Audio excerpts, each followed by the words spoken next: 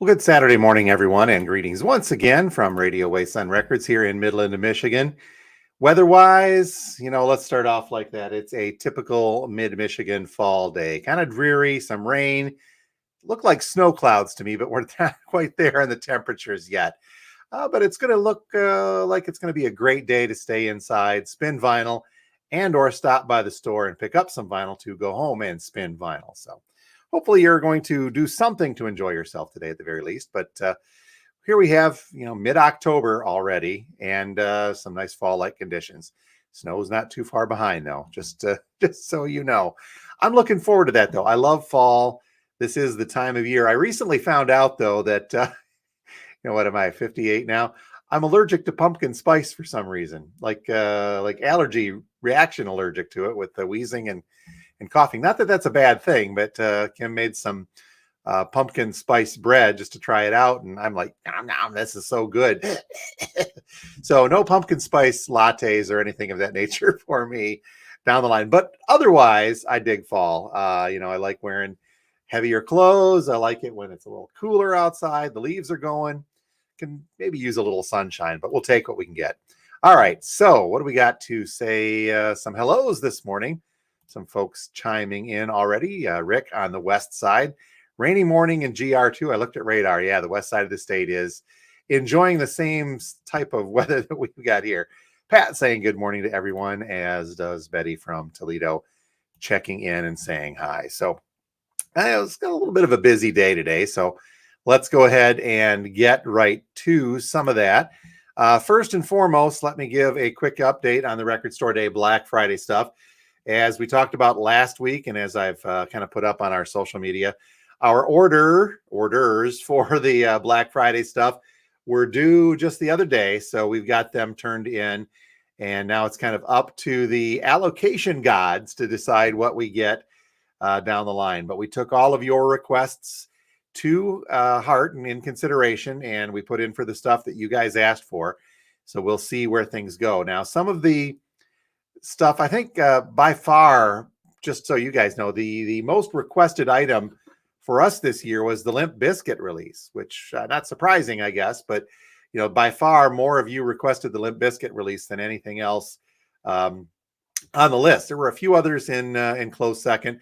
Screaming Trees were up there as well, but by far and beyond that, Limp Bizkit. So we put in for a lot of them, so we'll hope we'll do okay on that. Again, for the uninitiated, for those that aren't familiar, and that's okay. There's a lot of folks getting into this and just learning about the Record Store Day events and how those happen. But just so you know, what we do is we put in a request and an order for the items that we wish to order, the ones that you guys told us you'd like. So we'll put in for those and a few extras here and there. And then it's up to, several different factors to allocate how record stores get them. One being how many of a particular item are being pressed. It could be in the hundreds, it could be in the thousands, it could be in the tens of thousands, Taylor Swift. And there's still limited editions in that event. So we may or may not get all of, or maybe sometimes not even anything that we ask for, but usually we do pretty good. And the list wasn't terribly long this year. Our order wasn't as big as it's been in the past, but we'll take what we can get on there. When the day comes, it's up to you to determine how much you want a particular release, because there's going to be quite a few of them that we will only get one or two copies of. Hopefully Limp Bizkit will be up there, but most of them we're only going to get a single, maybe two or three copies of. So since there's no reserves or holds or pre-sales, it's going to be up to you at that point to say, okay, Radio Wasteland only has two copies of this. I really, really want it, or I really, really, really want it. So then you might end up in line on a cool November morning or overnight here at the store. But when we get toward the event, we'll start sharing some of the info on the things that we do get in the store. And then per our tradition, instead of the day before this time, but because the day before is Thanksgiving, 2 days before, the Wednesday after the store closes, so Wednesday before Thanksgiving, we will do a special live broadcast right here. If you're watching this on YouTube, you'll see it here. If you're watching it on Facebook, and for the one person out of however many million that watches it on Twitter or X or whatever the heck it's called, we will do a live broadcast on the Wednesday night at 6 p.m.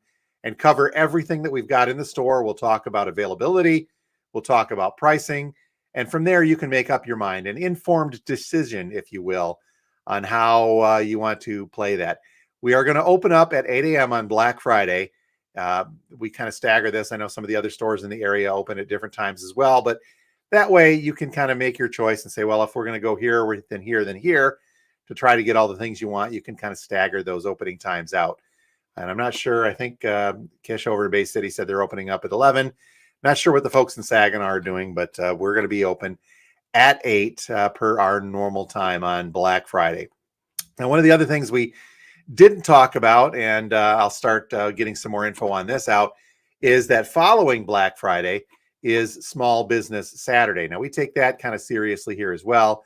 Now, because Black Friday is the Record Store Day release, we're not going to do our typical Friday drop on Black Friday. I did that once, and it slowed the line down way too much. So we're going to do a special Saturday drop on Small Business Saturday, that being for vintage vinyl.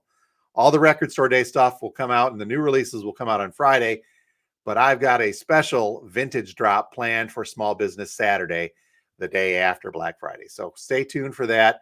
We're going to open up the normal time in that morning, 10 a.m., but given the scope of some of the things I'm putting in that drop, there may be a line. There was last year for Small Business Saturday, so we'll see what we can do heading into that one again. So just so you know, there's the updates. The orders are in. I am confident we're going to do fairly well with everything that we get, but we'll see how things go. Okay, a couple more hellos. Checking in from Chesaning, Soggy over there too as well. Chuck, good morning to you on the YouTube side. Dan saying hey. And good morning, as well as Ryan saying hello. Hey, Ryan, how's it going? So going to be a good day. Okay, onward to some of the new releases. I'm trying to think of what I've got going on here. Okay, got a couple of big piles to talk about. We have been going through kind of a major pre-holiday influx of restocks and reissues. And there's going to be a big pile of those. If you haven't checked out the drop video from yesterday, it was Halloween themed, so I got a few of those left as well. But new release-wise, that kind of took a backseat. We do have the brand new one from Zach Bryan, kind of a reflective cover, so I'll hold it as best as possible to see there. This will not get you out of a traffic stop, so don't try to use this. I was just listening to my Zach Bryan vinyl officer. Sorry, I didn't mean to go there. So self-titled Zach Bryan, brand new stuff from him. Don't know too much about it other than we've got 3 copies left in stock if you want to. Don't use it for traffic. Reissue of Cranberries. This was highly anticipated by Abby at the very least too. She really wanted to get a hold of this, and Pat, you've got one, I believe. But the Cranberries to the Faithful Departed, a reissue of that. They did this on a single LP and an expanded double LP version. We've got the double LP ones left. I can probably get more singles if need be, but for the weekend, you've got a couple copies of the deluxe remastered of this Cranberries album. So cool stuff on that as well. Another one, live one, first time on vinyl in quite some time, is Black Sabbath's Reunion, a triple LP set. This is a purple vinyl copy. This was from a 1997 recorded, and that's already, holy cow, 30 plus years ago already. 20 plus. My math is off here. A reunion from 1997. So it's got Ozzy and the original lineup. Tony's on there as well. Recorded in Birmingham, England. So all of the Ozzy stuff. Triple LP live, purple vinyl. We got one copy of that left. I believe that those are still available to get. Other reissues released yesterday. Slint, Spiderland from Touch and Go Records. So some cool punk on there. REM's Automatic for the People. We got a couple of copies of that reissue. Of course, this one's got Man on the Moon on it and Drive. Everybody Hurts, some of the more mellow later REM. I'm sorry, not late, but mid REM career. 50th anniversary. Okay, Dark Side of the Moon, Pink Floyd. Earlier this year, Floyd released this humongous box set with Dark Side of the Moon's 50th anniversary remastered. What was absent from that, though, was the standalone album by itself. The only way to get it was to get the entire box set to get that 50th anniversary. So now, all this time later, we do have some copies. They did reissue this 50th anniversary remastered on 180 gram vinyl, black vinyl. But the cool thing is that this has all of the original trappings that went with the album back, 50 years ago on this, which means it's got 2 posters, reproductions of the originals, and 2 stickers, a reproduction of the 2 original stickers, as well as the remastered version of this classic great album. Gatefold jacket, so this is faithful. There is no barcode on the back, which I like, tend to. They put the barcode on the hype sticker, so if you want to save it, you can, but we do have several copies of that in for those of you who wanted to get in on that. And also, I didn't realize this, but this is also a 50th anniversary edition of this, Fleetwood Mac's Mystery to Me. Makes sense, I guess. They've been around for a while. Part of the Rocktober releases, and I'm getting into a few of these as well.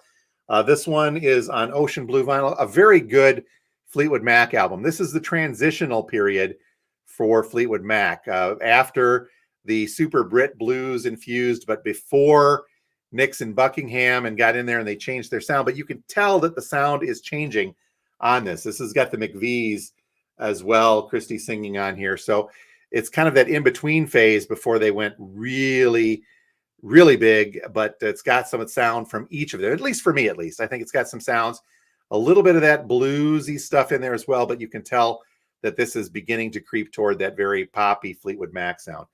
But very good album nonetheless. Part of the Rocktober released yesterday. We got a few copies of that. Other Rocktober stuff is a trio left. There was 4, but we've got 3 left from Matchbox 20. All of them are going to be on clear vinyl, I believe, Yourself or Someone Like You. Nope, sky blue vinyl for Mad Season. And the other one we have is North on white vinyl. So not clear, but different colored vinyls. So 3 different releases from Matchbox 20. Got a couple copies of each of those in the store ready to go. From last week, we still have 3 copies of the MC5 Rocktober releases, including MC5 Kick Out the Jams Back in the USA and High Time. The cool thing about most of the Rocktober, the single albums are priced very reasonably at $25. That's all right. We also still have a copy of the band's Last Waltz, the Rocktober stuff as well. Some good stuff. Excuse me. Okay, on to a couple of the restocks. I know folks have been going nuts for this lately. We started finding some of these reissued. It's a 20th anniversary edition of the Used, self-titled, limited edition, and we've been finding these, and folks are picking them up like crazy. So I do have several copies of this in store.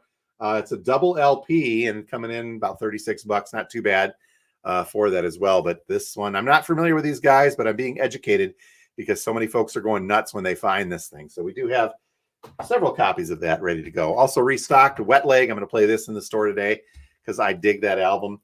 Jim Carroll Band. This was I don't know if this was an RSD, but this is a hefty duty one. The Catholic Boy. Got a copy of that back in. Now on to the Halloween stuff. Halloween right around the corner. Going to get here quicker than you can. New reissue from yesterday was an album from Rod McEwen. Really kind of an experimental. This one's way out there. If you ever find an original of this, snag it, no matter what the condition, because they're worth triple digits, maybe a little more in there. Music to freak your friends and break your lease. And I think music deserves air quotes on that one because this is very, very odd stuff. And it says here, too, if you dug Lou Reed's Metal Machine music, you might be ready for Rod McEwen's Moog-tastic and frighteningly rare 74 album, including liner notes. By that, referring to Lou Reed's metal music, just a tremendously experimental noise album.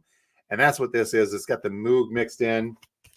So some very interesting stuff, but it's got the Bride of Frankenstein, so we'll count that as Halloween.